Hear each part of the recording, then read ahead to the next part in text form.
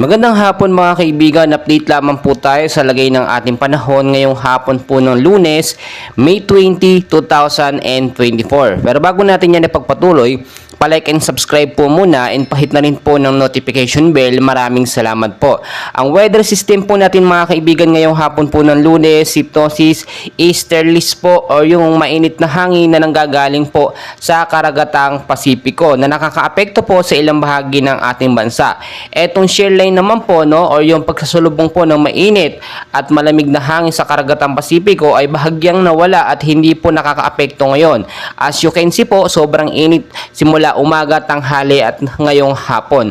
Pero ayon po sa tala ng Pag-asa, posible pong maging maulap ang ilang bahagi po ng Metro Manila kasama ng ating bahagi ng Luzon, Visayas at Mindanao dahil po yan sa easterlies. Samahan pa po yan ng ilang mga localized thunderstorm. Kung sakali po magkaroon ng pag-uulan, mag-ingat po tayo sa posibleng pagbabaha ngayong hapon at landslide doon naman po sa matataas na lugar. So mga kaibigan, wala pa naman po tayong binabantayang bagyo sa loob at labas ng Philippine Area of Responsibility. But upon checking po mga kaibigan, meron po tayong nakita ng mga kumpol ng kaulapan. Sabihin na po natin, papunta na po ito sa tinatawag natin na low pressure area. As of now, wala pong direktang epekto sa ating bansang Pilipinas.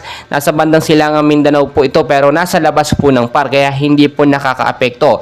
Pero patuloy po natin minomonitor dahil posible po itong maging LPA at banta bilang isang kauna-unahang bagyo na papasok ngayong 2024 sa bansang Pilipinas. Kung titignan po ninyo ang heat index po natin ngayong araw, especially dyan sa Metro Manila, ay nagre-range po palo na lamang po from 30 to 34 degrees Celsius yung init, Unti-unti na po nag-slow down o bumababa yung init dahil nga po malapit na rin po matapos ang heat season at papasok na rin po, ilang buwan simula ngayon ang rainy season. So makakaranas po tayo ng sunod-sunod na pag-uulan once na pumatak na po, o natapos na po ang buwan ng Mayo. Inaasahan din, ayon sa Pag-asa, posibleng makaranas po tayo ng isang bagyo bago po matapos ang buwan ng Mayo.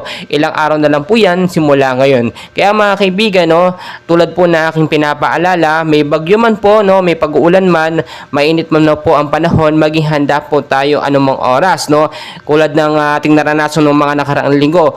At tulad kahapon, bigla ang buhos ng isang malakas na pag-uulan sa may Metro Manila. Hindi po natin nape-predict ang galaw ng panahon, pabago-bago po yan. So dyan lamang po kayo ayun mga kaibigan, paalala lamang po, always know the weather before you go para safe at handa po tayo lagi sa anumang banta ng panahon. Maraming salamat.